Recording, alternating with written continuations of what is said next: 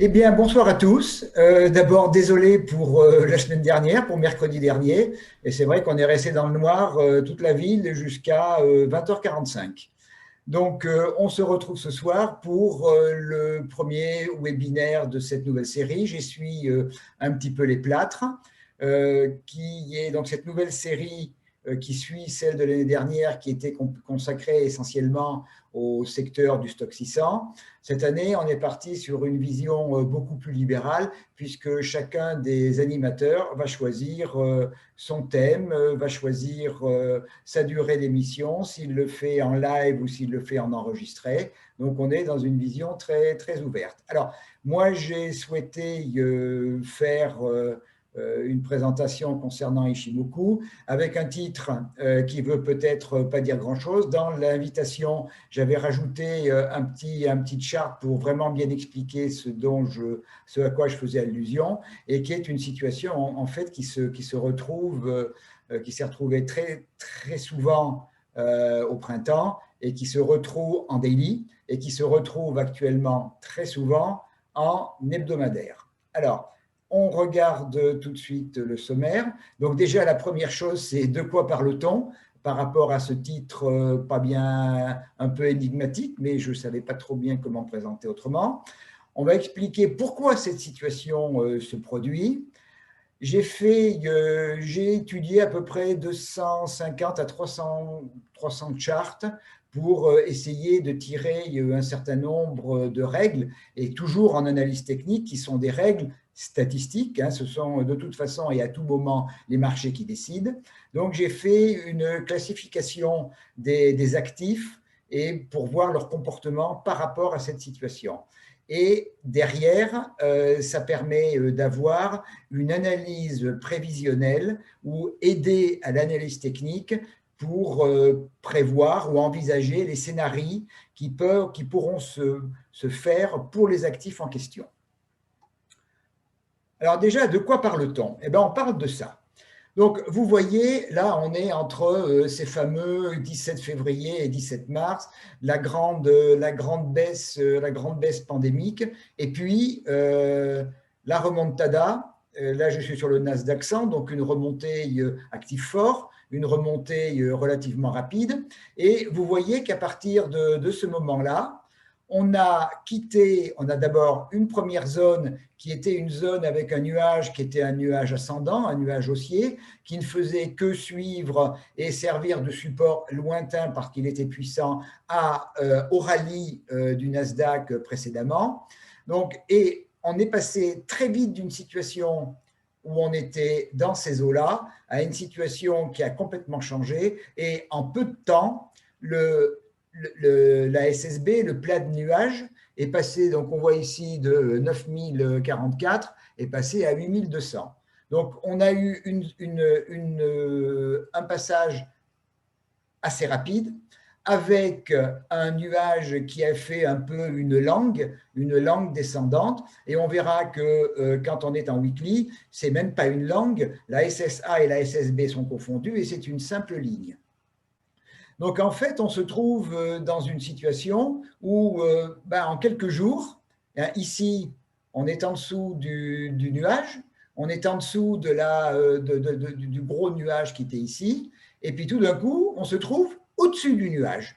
Donc, on passe d'une situation qui est dans une approche analyse Ishimoku qui est plutôt baissière, et puis, du jour au lendemain, miraculeusement, parce qu'on a franchi pratiquement une oblique, on se trouve dans une situation haussière. Donc, c'est un petit peu contradictoire, mais ça s'explique et ça se gère. Et c'est toute cette présentation va expliquer comment on gère ce type de situation.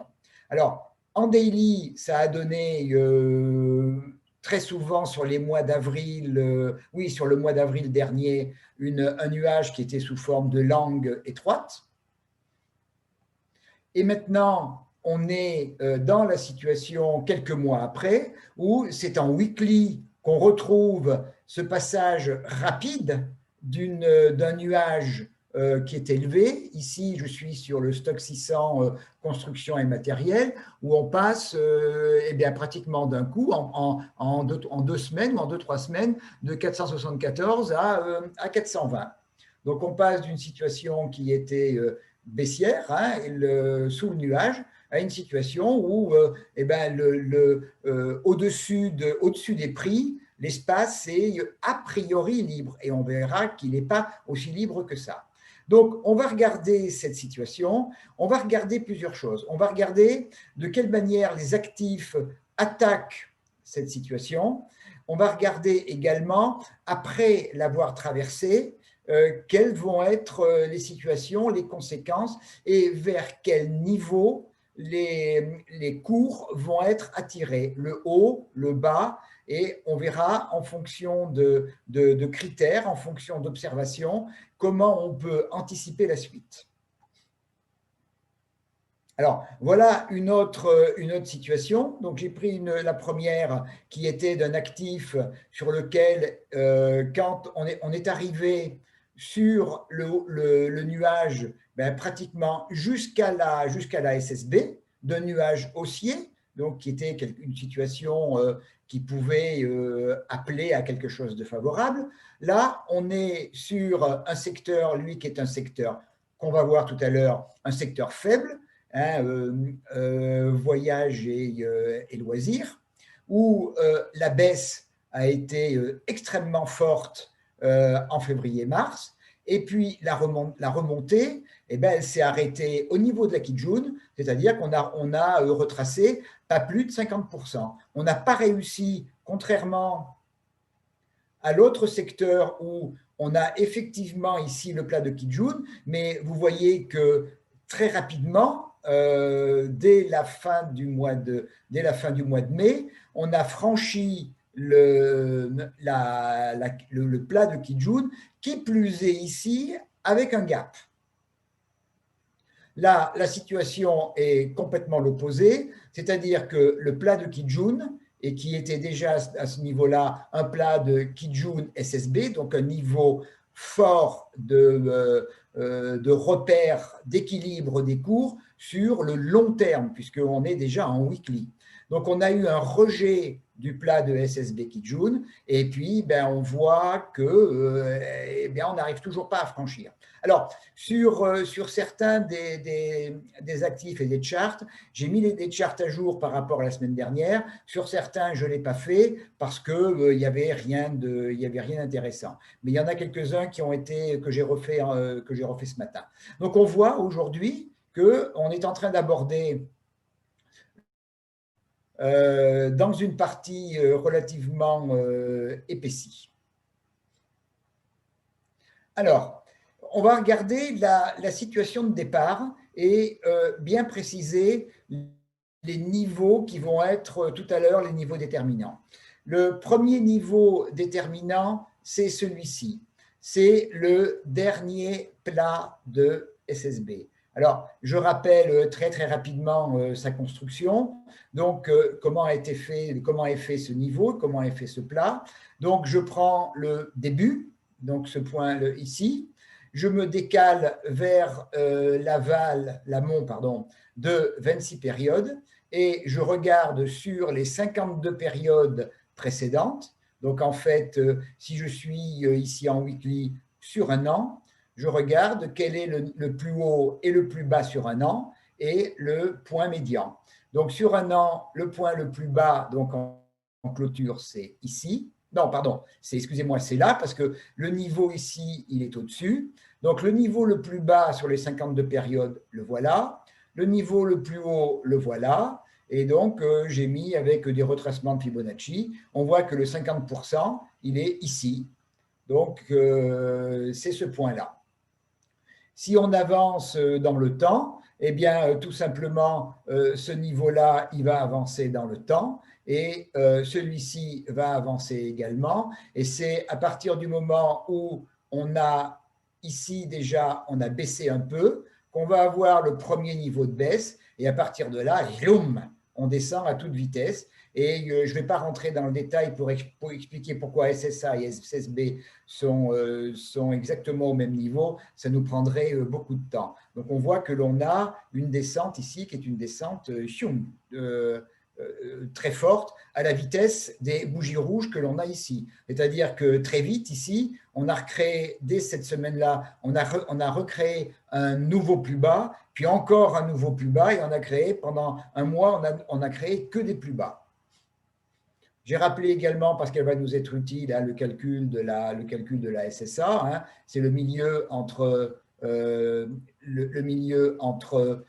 Kijun, évidemment, toujours mes 26 périodes hein, en amont, le milieu entre la Kijun ici, pardon.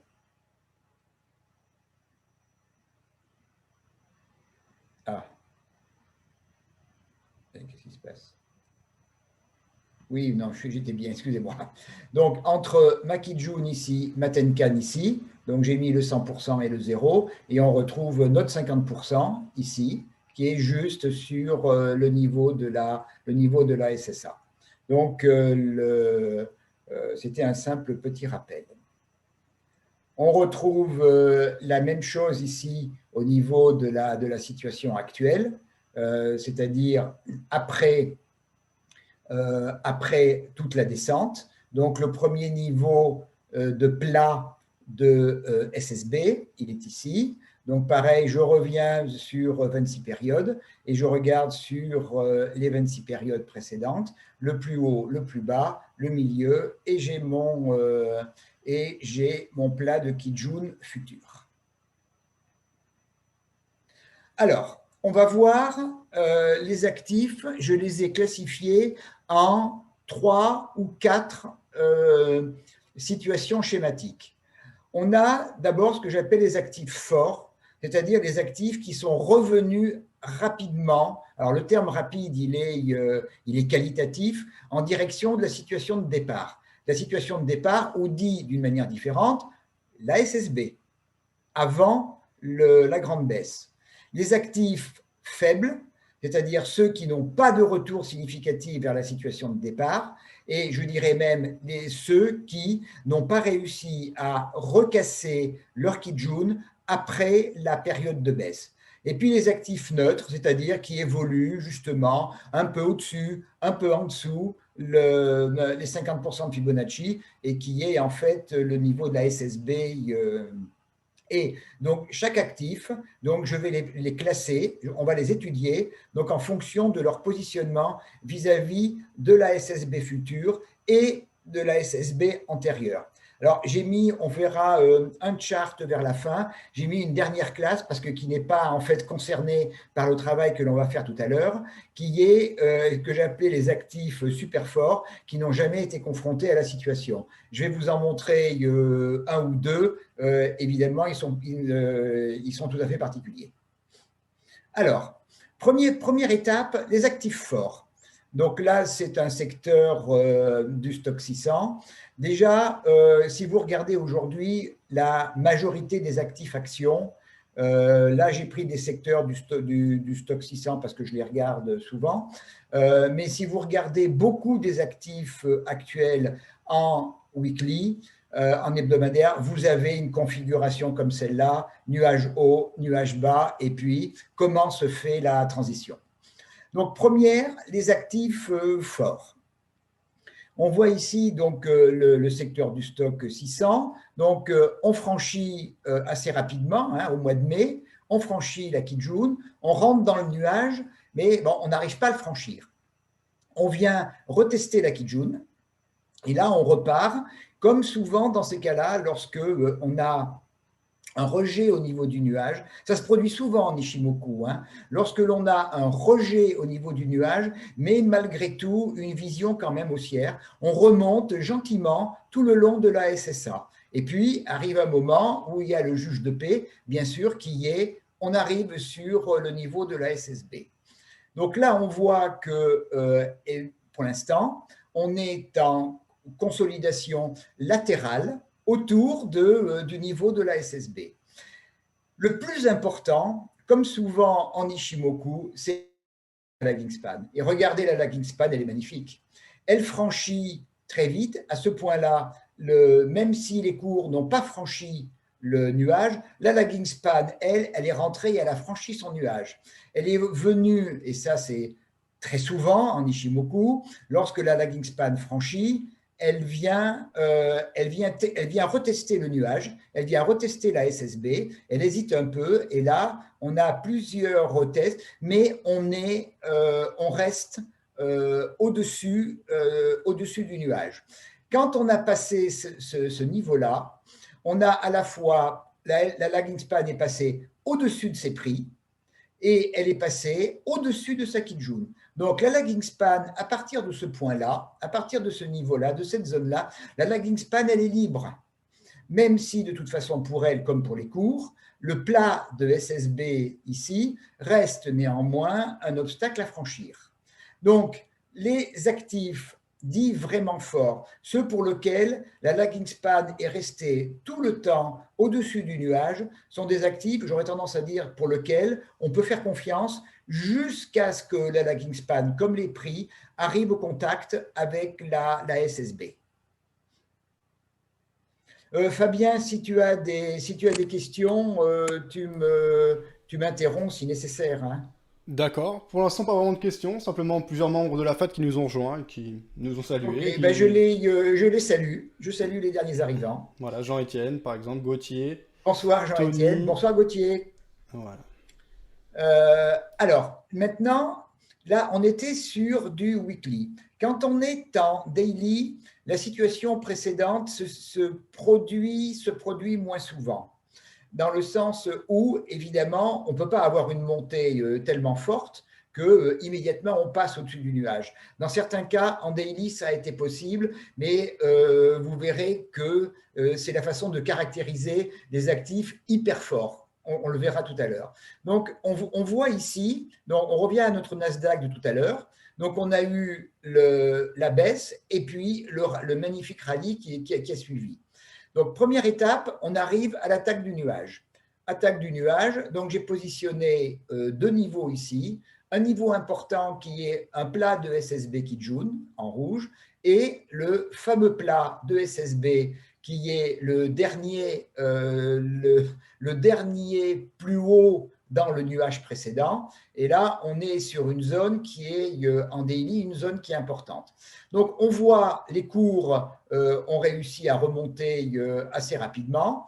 On voit que le passage de cette langue, que je considère, je mets entre guillemets comme une résistance, une véritable résistance, c'est-à-dire que les cours ont commencé par franchir. En parallèle, on est allé tester, ici vous voyez que la lagging span, au même moment, elle est allée tester à la fois le nuage et sa propre Kijun. Et là, on a eu un rejet à ce niveau-là et on est revenu rechercher, alors pas tout à fait dans ce cas-là, on est venu proche de la zone basse. Alors ça, c'est le cas vraiment du daily. Hein. On est venu chercher la zone basse, c'est-à-dire proche du niveau SSB Kijun futur. En fait, l'actif étant fort, on est reparti vers le haut. On voit la lagging span a tenté de casser sa Kijun, ne l'a pas cassée, et puis elle est remontée, elle, comme l'explication de tout à l'heure, gentiment en suivant la SSA tout le long du nuage. Les cours, on continue à progresser, on est rentré dans le nuage, la lagging span est rentrée dans le nuage, a essayé d'en sortir, et là, badaboum, reteste de la zone rouge-bleue, hein, des deux niveaux tels qu'on l'a indiqué, reteste pour quasi du nuage par la lagging span comme souvent, et puis après, on s'en est extrait. Donc, il y a deux types d'actifs, parce que l'exemple que je montre existe aussi en weekly. Donc, les actifs forts dont la lagging span est au-dessus du nuage précédent, donc eux, véritablement, vont aller chercher facilement le haut du nuage précédent. Ceux pour qui on est en dessous, eh bien, on va mettre un peu plus de temps à franchir et surtout, on a une grosse probabilité d'avoir une consolidation comme on le voit sur le Nasdaq 100. Voilà un autre exemple encore plus parlant dans le sens négatif, c'est Forestia, où donc on voit après la grande descente qui était même, Forestia l'avait déjà entamée à la fin de l'année dernière, hein, puisque les cours sont passés de 52 à 24 euros.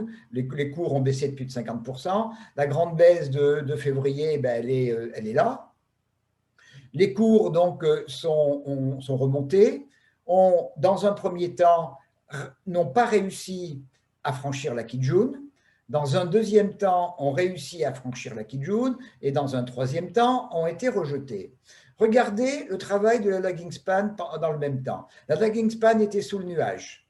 Pardon, excusez-moi. On est en weekly là également. Hein.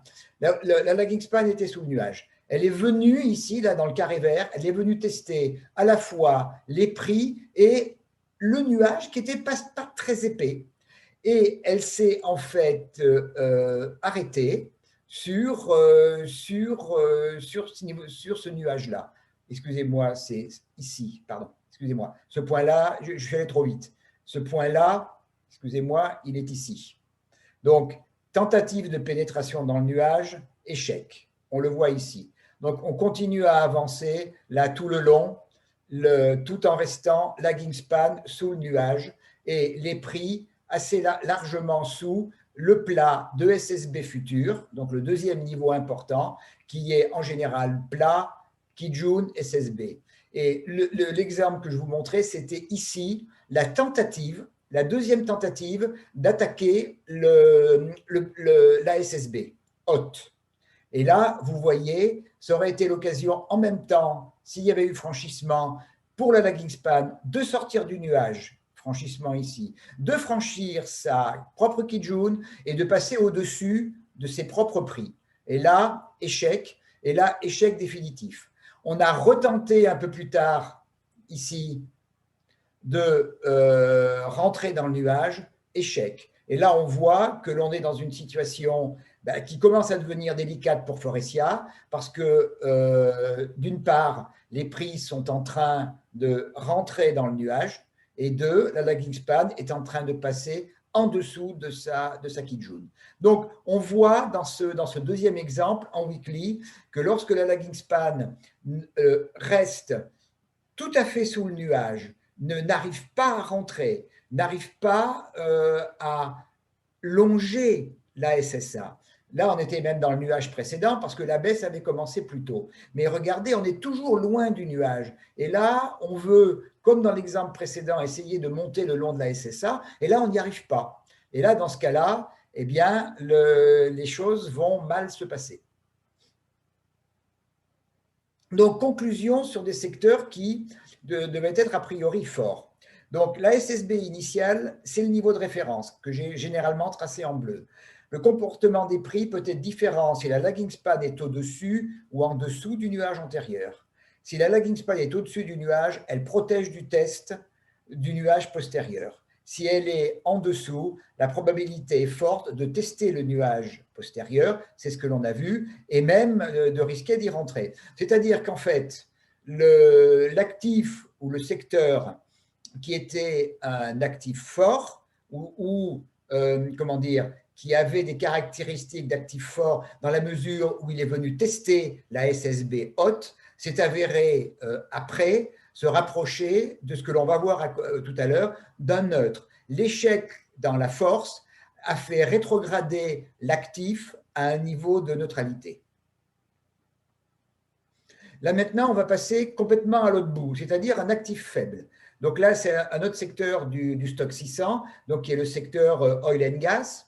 On a notre baisse de février, comme toujours, 17 février, 17 mars, à peu de choses près. Et on voit ici que l'actif a tenté de refranchir sa Kijun, n'a pas réussi. Kijun plus, on voit le même niveau que le plat de SSB futur. Et non seulement on n'y est pas arrivé, mais on a reflué de manière tout à fait significative, de telle sorte que les cours évoluent maintenant en dessous du nuage. Alors là, on a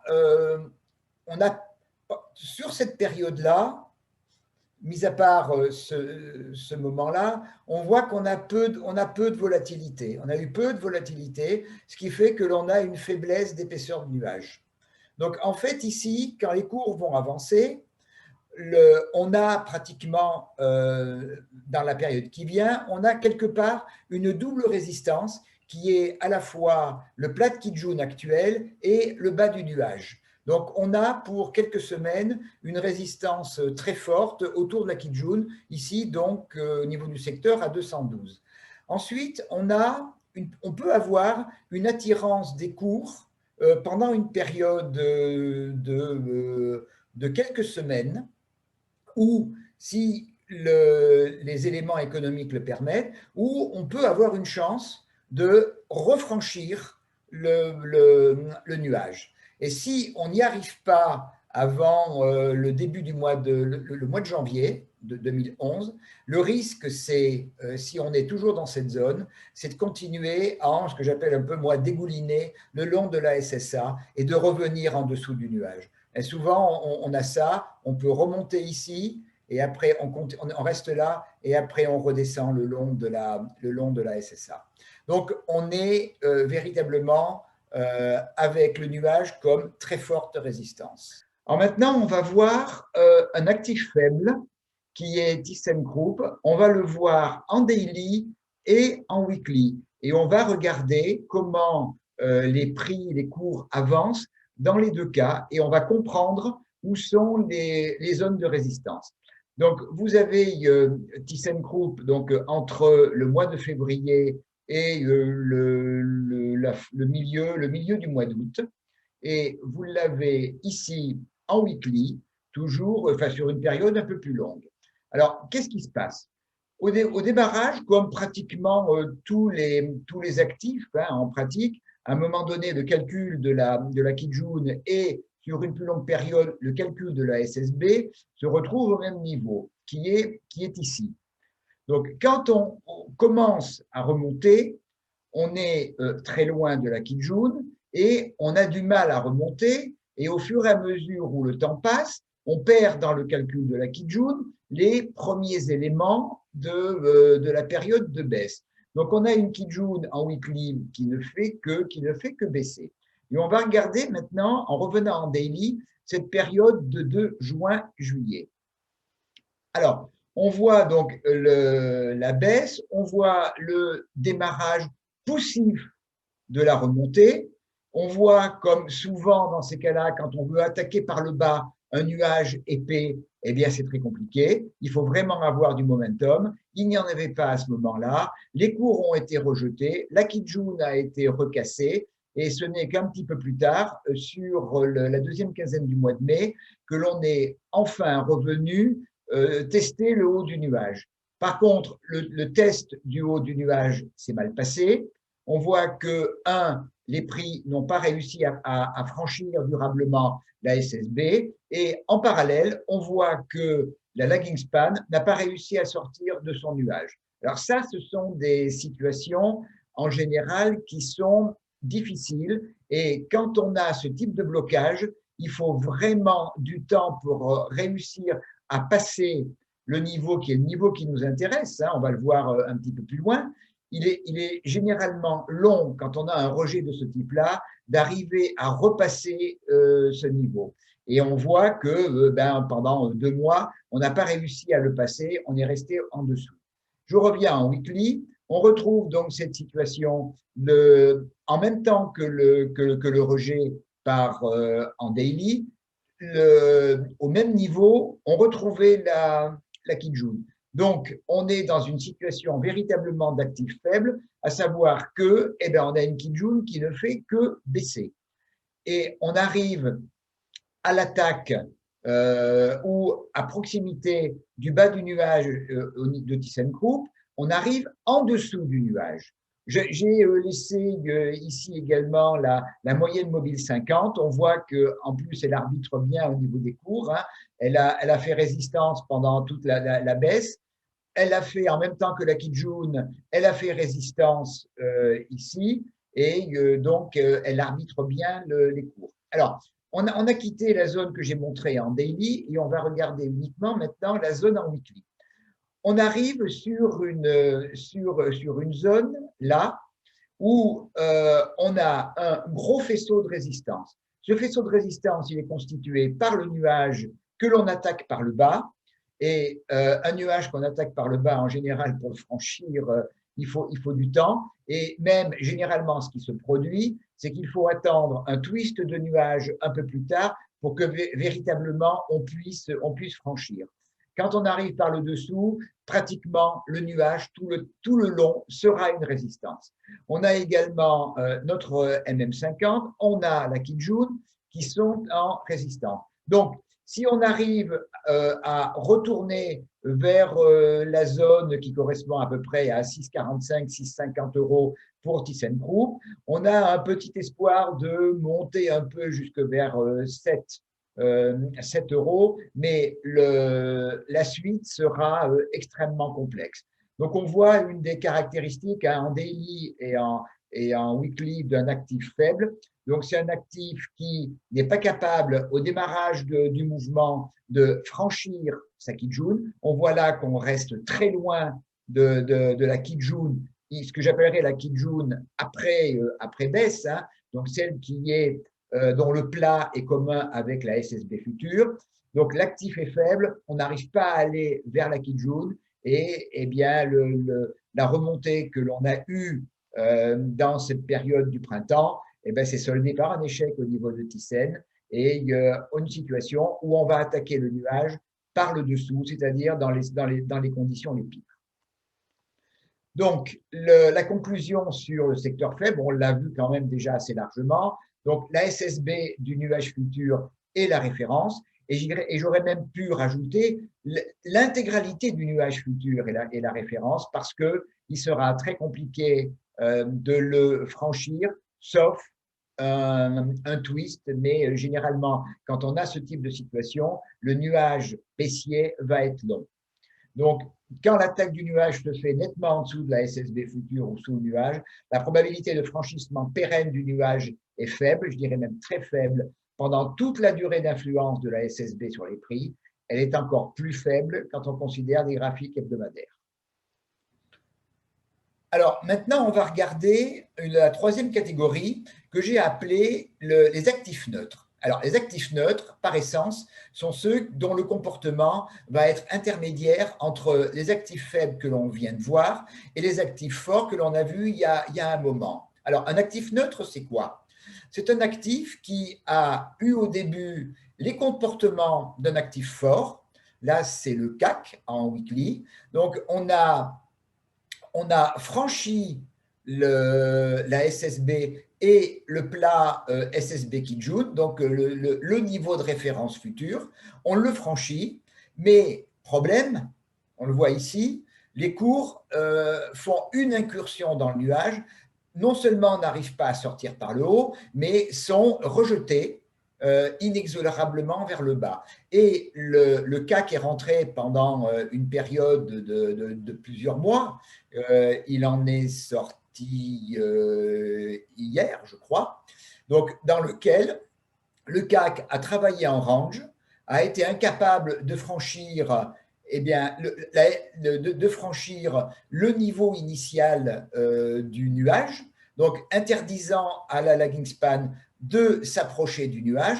La lagging span, après le premier échec, n'a plus jamais retesté le nuage et elle est arrivée donc jusque dans ces derniers jours, même au point où elle a, comme les cours, cassé sa SSB et au moment actuellement, on est dans une situation où on est au ras du range avec un risque de cassure du range et de revenir vers un comportement d'actif faible. Alors, la grosse différence néanmoins les différences par rapport à un actif faible sont de deux ordres. Tout d'abord, on voit qu'on a cassé le niveau de référence qui était Kijun initial, SSB futur. Par contre, on voit qu'on est toujours au-dessus de la Kijun. Ce n'est qu'en clôture hebdomadaire, si on casse la Kijun, que l'on viendra avec un comportement d'actif faible. Et la deuxième raison, c'est que l'on est encore très proche du niveau, donc de ce niveau de référence, de ce niveau qui est vraiment le niveau fondamental du futur, qui est donc toujours ce même plat.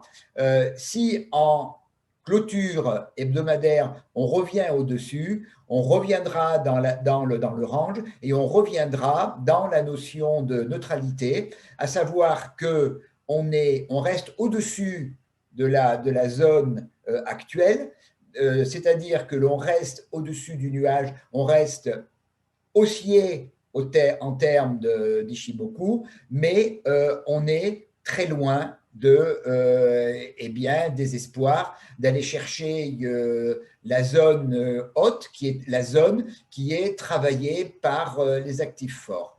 En plus, au niveau du CAC, on a une situation, il y a une situation de gap qui représente, qui est aux alentours normalement de 5003, oui.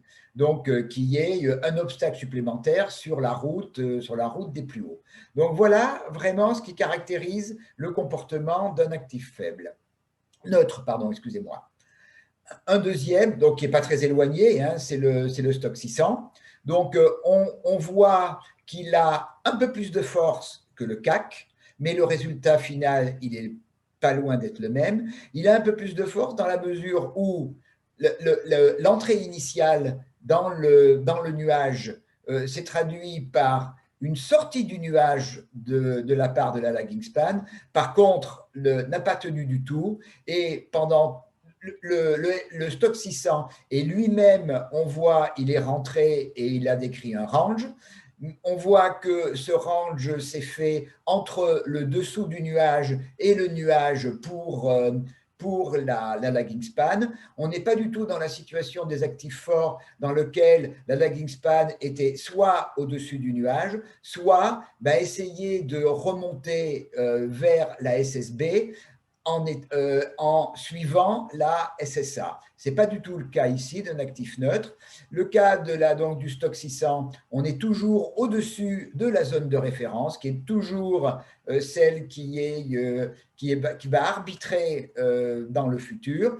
On a la Kijun actuelle qui est revenue au niveau de la Kijun précédente. Donc, on est haussier au sens d'Ishimoku. Par contre, on est inscrit dans un range et on est très très loin donc comme les actifs forts, de tutoyer la SSB ancienne. Donc, conclusion sur les actifs neutres. Donc, ça concerne des actifs qui sont au-dessus de la SSB future, mais bloqués par des obstacles en dessous de la SSB antérieure. Également avec que j'aurais pu écrire, avec une lagging span qui jongle entre le nuage et le dessous du nuage et ne réussit absolument pas, comme dans le cas des actifs forts, à remonter le long de la SSA. Donc, ça veut dire qu'il faudra, pour ces actifs neutres, des conditions économiques tout à fait significatives, c'est-à-dire un changement de paradigme économique pour franchir l'obstacle, c'est-à-dire de revenir vers la SSB du nuage antérieur ou de casser la zone de référence future et à ce moment-là, de redescendre à l'intérieur du nuage. Alors, on va regarder quelques applications dans un certain nombre d'actifs. Alors, le premier, c'est Safran. Alors, je vous le présente parce qu'on va voir qu'on a une configuration en weekly et en daily qui est tout à fait caractéristique. C'est même une configuration que j'ai recommandée à la vente auprès d'un client pas plus tard qu'hier. Alors, en weekly, Safran a un comportement d'actif plutôt faible. À savoir qu'on n'a pas réussi à franchir donc, le niveau de référence future. Et il a fallu attendre effectivement la baisse de la Kijun pour revenir, retester après cette période-là, de revenir à nouveau, retester ce même niveau de référence et avec un échec. Et on est dans la situation d'attaque du nuage par le côté, on n'est pas en dessous, comme on l'a vu tout à l'heure sur ThyssenKrupp, on est quand même bien en dessous du niveau de référence, et en plus, on est en dessous d'un niveau de résistance analyse technique. Hein, on voit ce niveau hein, qu'on a essayé de franchir à plusieurs reprises, qui a fait résistance. On est venu le rechercher en support. Donc, c'est un niveau, on l'a la semaine dernière, on n'a pas réussi à le franchir, et cette semaine, en début de semaine, on est rejeté par ce niveau. Donc, on a une situation où la probabilité logique, c'est que les cours descendent le long de la SSA et viennent avancer dans le temps en dessous du nuage. On pourra repartir après et revenir vers cette zone, revenir même jusqu'à la résistance qui est à 96,36 ici, mais il faudra là aussi des conditions économiques au niveau de l'actif tout à fait significatives pour pouvoir refranchir le niveau. Alors, on va voir ce que ça donne en daily derrière. Donc, on voit effectivement, moi, ma recommandation s'est faite au niveau de la cassure, en plus, daily en clôture lundi soir, de la SSB future. Donc, en daily, on est sur une zone également de forte résistance, avec la cassure lundi soir de la SSB future. Et puis mardi, aujourd'hui, on a continué à descendre. Et pour moi, la probabilité, c'est que l'on va toucher donc mon premier niveau d'objectif, qui est à la fois le niveau weekly que l'on vient de voir et le niveau de la Kijun daily. Et ce niveau qui est un premier objectif, on peut tout à fait continuer à descendre pour aller rechercher un niveau aux alentours de 87, 87,50 avant peut-être de remonter. Donc on voit un exemple d'un actif qui a maintenant pris le comportement d'un actif faible et donc pour lequel on peut faire les anticipations pour la période qui vient, à savoir redescendre le long du nuage, qu'il soit weekly ou qu'il soit daily. On voit que les niveaux sont assez proches, hein, le bas de nuage weekly et le bas de nuage daily, on voit qu'ils sont pas très éloignés. Donc, on a une zone future vers laquelle les cours pourraient traverser dans le temps, en dessous ou au contact du nuage. Alors, dans un certain nombre de cas, on traverse en dessous du nuage. Dans un certain nombre de cas également, on arrive à avoir un peu plus de force et en fait, on traverse, mais on traverse sur le bas du nuage. Dans tous les cas, l'anticipation que l'on peut faire est à peu près la même. Alors là, je vous présente un actif dont on a parlé au début du webinaire, qui est un actif que j'ai qualifié de super fort. À savoir que quand on regarde la baisse du mois de février-mars, hein, qui est ici, on voit qu'on a très très rapidement, c'est-à-dire avant la fin du mois de mars, on a refranchi le nuage et la Kijun daily, et on est revenu au niveau d'avant la baisse pratiquement à la fin du mois de mai. Donc, on voit en plus, la lagging span a toujours été arrêtée par les prix. La SSB future, là je suis en weekly également, la SSB future et l'écart de plat de nuage est extrêmement faible. Hein, les conséquences de cette période-là ont vite été estompées par un retour extrêmement rapide. Donc, on a une zone en fait à laquelle on n'a jamais été confronté et on a un écart entre la SSB antérieure et la SSB future qui est très faible. Mais de toute façon, il y a belle lurette. Quand on arrive sur la SSB weekly future, il y a belle lurette que les cours ont franchi et on n'a jamais été sous cette influence. Il y a un certain nombre d'actifs forts, hein, comme cela, qui sont super forts, qui ont cette configuration. Rapidement, voilà un autre exemple qui est Airbus, d'un actif très faible, au cas, c'est-à-dire qu'on n'est jamais revenu en weekly, on n'est jamais revenu chercher et on est resté assez loin de la zone de référence future et on a même, je dirais, coincé, hein, résisté déjà sur le bas du nuage futur depuis déjà un certain temps. Alors, lorsque l'on était dans cette zone, ce point-là était déjà connu, hein, bien entendu. Donc, déjà, ce niveau-là montre que la probabilité de revenir vers le nuage futur est plutôt faible. Et on a aujourd'hui une résistance à 75 € correspondant au nuage futur qui est même aujourd'hui relativement éloigné. Donc on voit vraiment ce comportement d'actifs faibles où sur Airbus, même si on remonte à 75 € à un moment où on revient dans cette zone, il y a fort à parier que de toute façon, on va redescendre derrière parce qu'on aura beaucoup de mal à rentrer à l'intérieur d'un nuage épais. Donc, même si pour des raisons diverses et variées, on arrivait à revenir dans cette zone à la fin de l'année, sur les premiers mois de l'année 2021, il y a fort à parier qu'on recommence à baisser le long du nuage.